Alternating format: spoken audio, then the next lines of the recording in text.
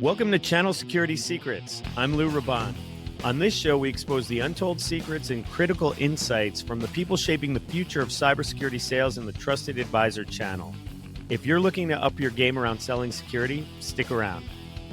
Channel Security Secrets is brought to you by Cyber Defense Group, on a mission to shift cybersecurity from reactive to resilient.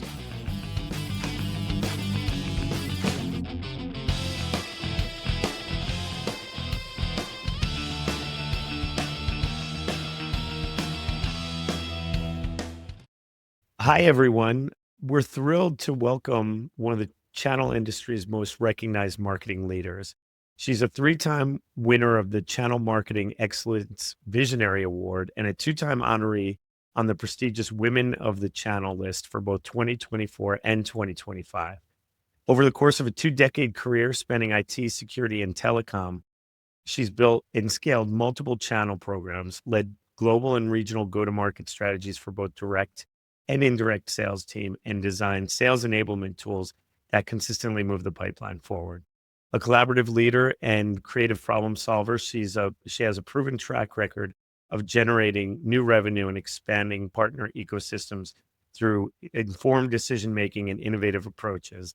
She's an active and proud member of Cloud Girls, the Alliance of Channel Women, the Channel Marketing Association, and the WOTC Leadership Network. She currently serves as VP of Channel Sales and Marketing at Cyber Defense Group. Please join us in welcoming Lauri Martinez. Thank you so much for the warm intro, Lou. That was a long list of things, and sometimes it's nice to hear it because you kind of forget it. So thank you for that. Yeah, and obviously you're here as someone that we know very well. So I wanted to just jump right in and ask you what your biggest secret is to your success in the channel. Thank you so much for the question. Everything, as we all know, we talk about and we hear with all of your podcast guests, the relationships are the most important. But with those relationships, again, come a couple of things that are really important to me. And the first really is about listening with intent. A partner really wants to be heard. They want to understand that understand how they're building their business, how they want to run their business, how they want to grow in certain areas like cybersecurity. And then it's really around building. What is it that you want to build for them? We don't want to give them another partner portal or sending them a campaign in a box. We know that they're working with a lot of suppliers. They've got customer problems that they're dealing with. So using and building something that's going to be valuable for them. And then it's really about the follow-up. Again, partners are getting, inundated with calls and emails. So it's really about following up with them and making sure that they understood what we heard. That we heard what they told us, that we built what they told them, and that we're following up and they're using what we were able to provide them. Yeah. So what I'm hearing is it's not just the relationships. Obviously, you want to establish something real and genuine, and then also make sure that you don't let those relationships kind of die on the vine. So what advice would you give to TAs is that not just kind of an inherent thing, like either you have that skill or you don't, or do you think that's something learned? Everybody's always doing. That's the thing about the channel is there's, you've got so many plates up in the air at the same time. So I think that it is something that it does take a little bit of skill and a little bit of practice to make sure that you are listening. And with the intent is the most important part. We can all get on a 30-minute enablement call with the TA or TA with a supplier. But what really is coming of that, it's not something that just such a repetitive motion. It's really about that back and forth conversation and hearing what they need. And I think the TAs really need to be more focused on, okay, here's what I'm hearing from you as a supplier. Is here's what I can take away from that. So again, listening really on both ends, I think, is the most important. So how do they kind of work that skill? How do they get better at? Do they just have to constantly remind themselves, hey, listen, or is there some kind of practice they can do? I mean, it's probably good. I think about this for my kids. I probably need to do this more so I'm curious in what your response is. Yeah, I think it's really about leaning in with the suppliers that are making that effort to hear you and build things for you. Again, there's always going to be suppliers that have the next great gadget or the next great tool or the next great platform. But it's about really leaning into those suppliers that you do see are understanding your business and building those things for you. You'll always go and be able to find a supplier that can give you a tool that you need. or, help with a network problem. But what you really want to do is lean into those suppliers that are helping you build. And when I talk about build, it's about building your business. Yeah, yeah. So essentially, work the suppliers can also help lead that conversation, and you can lean on them to listen. I mean, I think that's one of the problems that TAs have when we're speaking about security is many are cautious in getting into those relationships. So Yeah, that's a great point. Yeah. And that's the something that we hear all the time, and is that their concern and the caution that they have is that they don't want to lose the trust that they've established with their customers by introducing a solution or new area of business that they're not super confident in. And so again, when you're working with a supplier like us, for example, is that we tell our TAs, you don't have to be cybersecurity experts. So again, helping them build things or leverage or providing them tools that they can ask a question, or what we call listening for a signal. They, oh, that reminds me, I know a supplier that does this. Let me put you in touch with them. So again, really making sure that they understand that, hey, you don't have to be an expert in our business. That's what we're here for. And in helping establish trust with kind of that approach. yeah, that's a good exercise in listening when you don't actually know what's being spoken about. It's probably better to just kind of let the other people speak, and then when I just sit and listen, a lot of great information is exchanged. So I think it's great advice. You mentioned listening for a signal. Can you speak more about that? Yeah. I mean, so, again, if you're having a conversation with a customer, for example, and, they're talking about, maybe they're working with, an MSP, and then, everybody has different relationships with, VARs, with IT providers, with suppliers. And, maybe they're getting the alerts, but they're not sure that these are all the alerts that they should be getting. So, that's what would be a signal is, are they being notified the right way? Or, a partner has a customer that says, hey, we're seeing all of these changes with CMMC or HIPAA, anything from a compliance perspective, those are signals. And then, Old Faithful is a customer's going to come along and say, I need a pen test. Do they really need a pen test? So that's really when you bring in an organization like a CUG to say, okay, let's really do a discovery, and talk about what the customer's actually looking for, and where were they trying to get what their security maturity? Because oftentimes they think just by default they need a pen test, and what we often find is it's something else. Or one thing I will say that we do different, and I think that I think more suppliers are leaning into this as well, and TAs are enjoying it, is that we're almost positioning it as a no charge or a complimentary consultation. So instead of positioning as a discovery call, let's get the customer on, do a 30-minute consultation, make some recommendations, and then have that conversation offline with the TA to say, based on what we've heard, here's really what we think the customer needs. And then with the conversation forward that way. So again, going back to that listening with intent. Yeah, no, there's some goodness in there. One is the pen test stuff. Yeah, I need a pen test is the equivalent of I don't know what I'm doing. I hate to say it, but that's a lot of customers that's the start of their journey in security, and it's usually a big indicator. But the other thing that you mentioned is with the consultation. That's I think really interesting. So let's not call it a discovery call. Let's not set up the same typical, hey, we're going to do sales and we're going to give you 3 vendors or whatever. Let's bring in someone that's going to give you free consulting for 30 minutes or more. And also, that allows the TA to get more intel on the environment. Like, what does their internal infrastructure look like? What's their cloud, kind of profile look like? All of that stuff. And there's a lot of needs that can pop out of that that are independent of the security sales. So I think two pieces of goodness there, both the pen test and the consultation. Right. And then, going back to the follow up and the follow through, taking that consultation and then making it very personalized, so that you're giving the partner something that recognizes the customer as well as them to say, here's what we've heard in this consultation. Here is a one pager that is designed specifically for this customer and the consultation that you can now hand to them to say, here's what we've heard. We understand what you need. How would you like to move forward with this versus just the standard email follow up? So again, that listen with intention on the building. Yeah, and in the age of AI, where everyone's just getting inundated with AI slop and is kind of over, I think, just the impersonal nature of outreach and stuff like that. What you're talking about, co-branding or making it very personalized to the customer or the prospect. That is a way to really differentiate with all of this, kind of AI stuff, automated outreach happening. What are your thoughts on the AI stuff? Well, I'm a big fan. But it's interesting because I just watched a news story this morning about a survey that I think it was I don't I can't remember what university it was, but it was talking about how people are using AI for medical diagnosis. And so there was a study that was done on it, and it said, oh, it's right about 76% of the time for AI.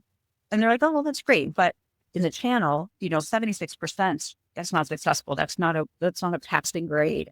And so, for us, it's AI is great to start to kind of build a basis. But with the channel, you really have to have that human element to get us through 100% of whatever it is that we're doing. Yeah, yeah. I don't think many TAs would be happy if they had a 76% hit rate for like big installs, like a data center or a big migration or something like that. If they hit 76%, they'd be looking for another provider. But it does make sense. I mean, 76% for medical is better than asking your uncle or something who's probably 20% correct. There's always one uncle that he's had it all. So Yeah, exactly. Exactly. What are you noticing? You've been in the channel for a while. You know what you're doing. How are you noticing security is being treated now versus even a couple years ago? I would say it's still a little bit more of a slow uptake than we would like. Again, like we said, we've talked about the pen test piece. Another big piece is email security. Again, in this age of phishing and everything else, email's a very easy way in for hackers to get in and start doing bad things. The other thing that we see a lot of is tools vendors. And so TAs may go down the path of everybody needs an MDR tool. Everybody needs an endpoint solution tool.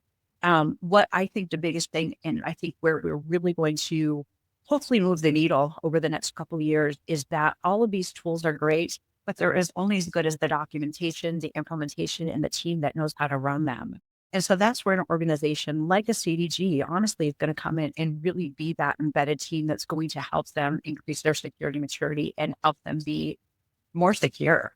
And I'm hoping that as we can kind of continue to build this, like I said, everything that we're doing, working with our TSDs and TAs, that we'll start to see an uptake in the cybersecurity conversations outside of kind of a traditional, I need a pen test, or I think you need an MDR tool. Yeah, yeah, it's a solution sale, and I think that that's what's really important, especially when you think about TAs that have traditionally sold, CX, bandwidth, data center, things like that. We're moving away from the transactional nature of that to a more, As a service model. Yeah. And, again, like I said, we don't want to get into, kind of new acronyms and cybersecurity as a service and those types of things. But I think that we'll start to see more TAs kind of pick up on this who have or are adopting the as a service model, whether it's UCaaS or CX or infrastructure as a service, to see that this is the right way to go because it gives them that opportunity to stay engaged with the customer more long term. yeah, exactly, having the long-term relationships and stuff.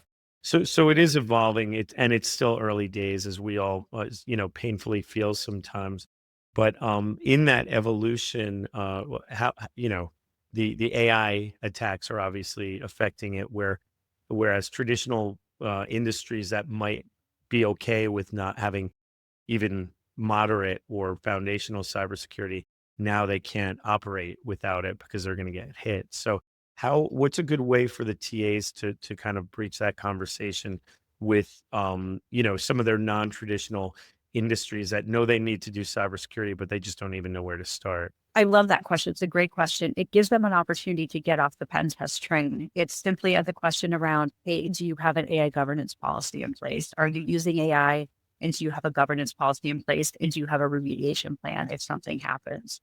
That is going to be a question that's going to open the door across the entire IT team, their security team, because my guess is probably 4 out of 5 teams don't have that in place yet or have started to build it but haven't tested it. And this gives them the opportunity to, again, introduce an organization like us and then have that deeper consultative, discovery session to talk about not only their AI, but what they're doing for security as a whole. Yeah. So AI is a great starting point too. But again, there's the concern already cybersecurity, which some of the foundational stuff is not too hard to understand. That's already kind of there's some trepidation. People are pausing. TAs don't want to have that conversation. How do you have a TA have the AI conversation? Is there some kind of training or? So we've created, again, a shameless plug here, but we've created a really amazing tool called the Partner Security Navigator. There's no charge for a partner to use it. All they've got to do is send us an email to sign up for it. But this tool is amazing. It is not a partner portal. It is not a campaign in a box. It basically gives a partner a way to say, okay, where do I want to start my cybersecurity journey with a customer or prospect? They can start with something as simple as I've never had a cybersecurity conversation. I sell UCaaS. So how do I make that introduction? To I'm on the phone with the customer. I've asked a question and they push back. So there's some objection handling in there. And all these things happen real time. You just literally click on the tab. Or you can get into, okay, how do I start to spot the signals? And the last one is, hey, I want to prep for a call with a customer. Maybe it's 100-person legal team. And I want to talk to them about what they're doing with their AI. They can go in and put in the number of people that are in the organization, the industry, what they know about them, and it will give them kind of warm openers, what to listen for, what to ask for. And then the great thing about it will actually help them generate an email, and then they can actually go in and generate a one-pager. It is not a static one-pager. It's going to be a one-pager based on what the conversation is with the customer that is then co-branded with them, has the customer information, what we heard, a joint value proposition, and next steps. So this tool really is a game changer with everybody that I talk to in that, like I said, it's not a portal with a static, asset that, we slap a logo on. It really is something that is designed for them to have those conversations and then have the follow-up for them. Very cool. Yeah, I think that there's we'll have to give information probably attached to the YouTube and other videos. Yeah, we've got a 2-minute video. We know 2 minutes. That's our 2 to 3 minutes. So it's a quick 2-minute video. And like I said, I'm really proud of this tool. And like I said, the TAs that have been early adopters have really been excited about it.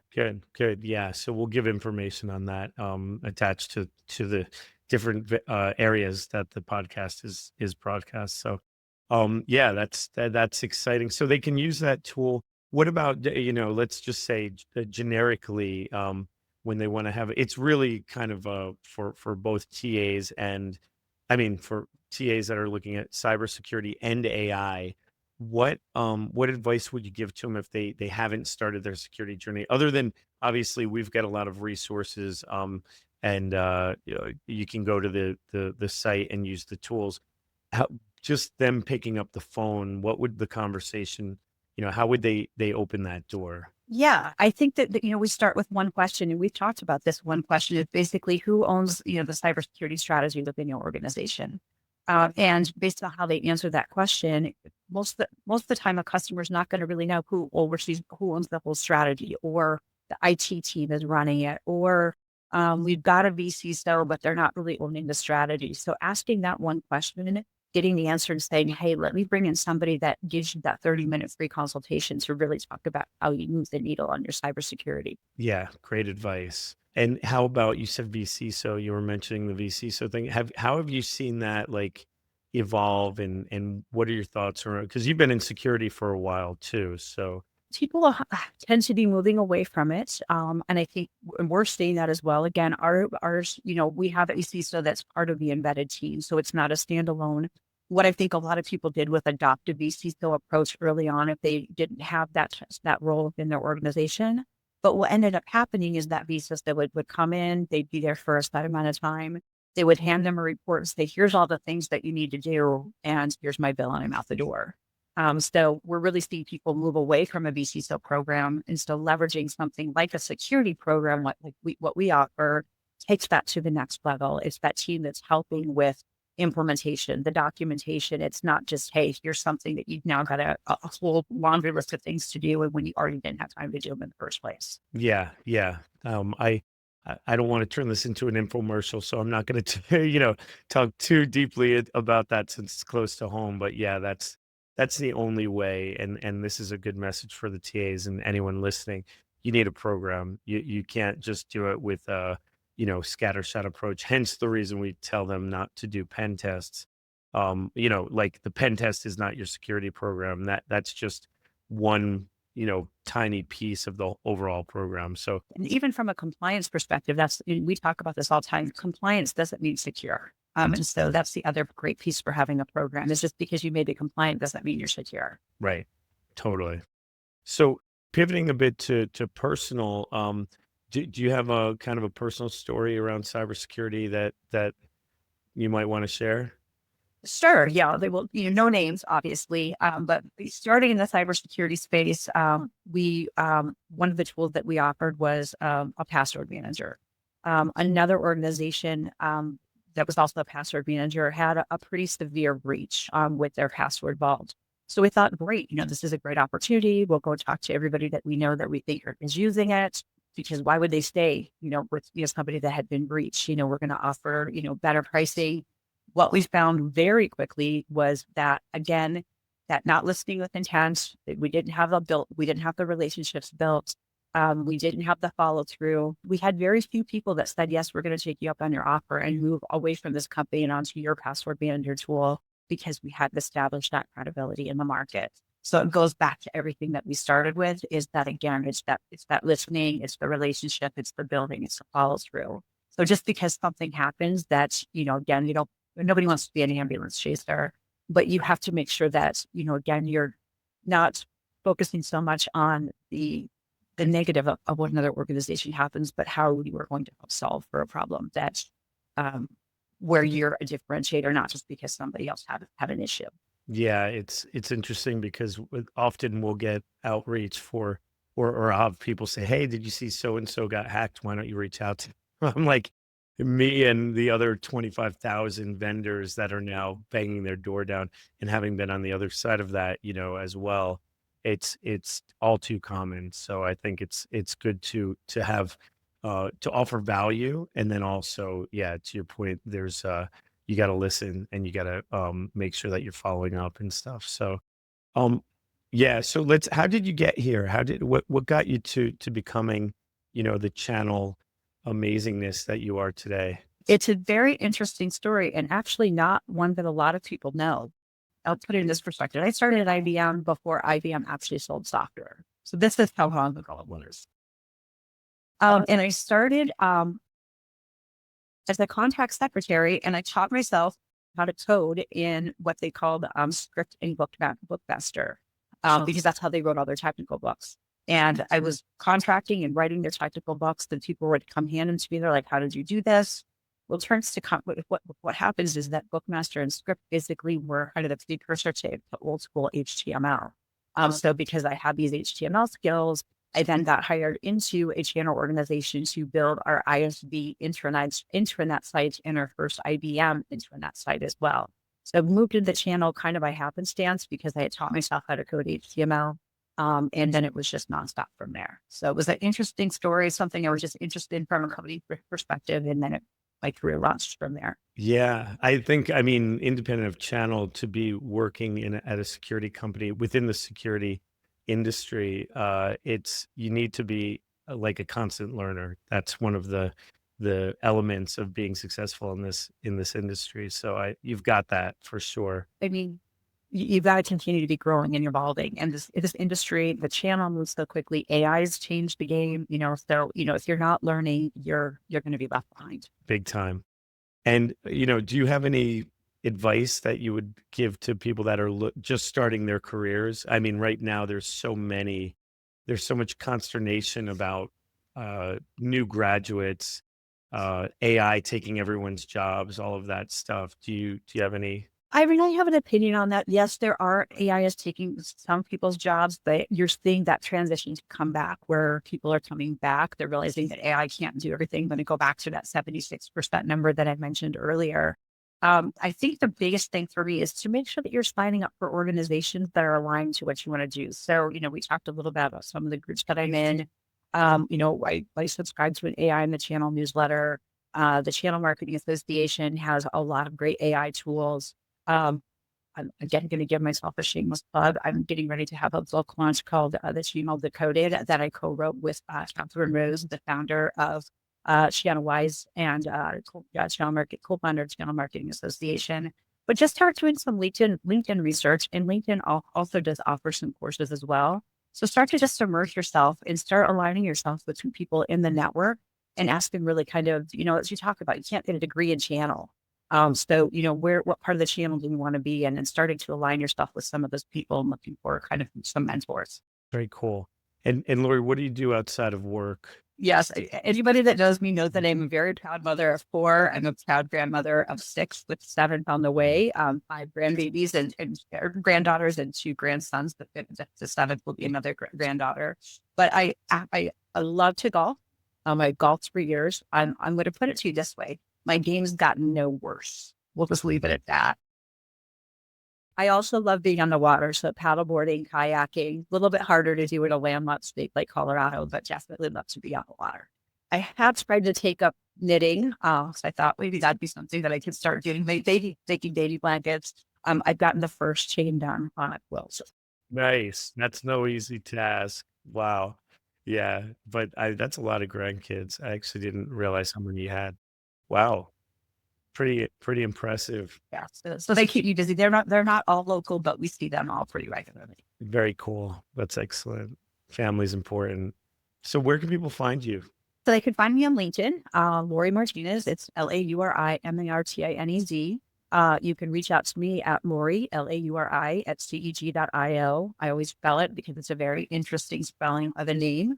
You can find me, again, if you're interested in the Partner Security Navigator, just shoot me an email and happy to just catch up with that. We're regularly at, some of the TSB events.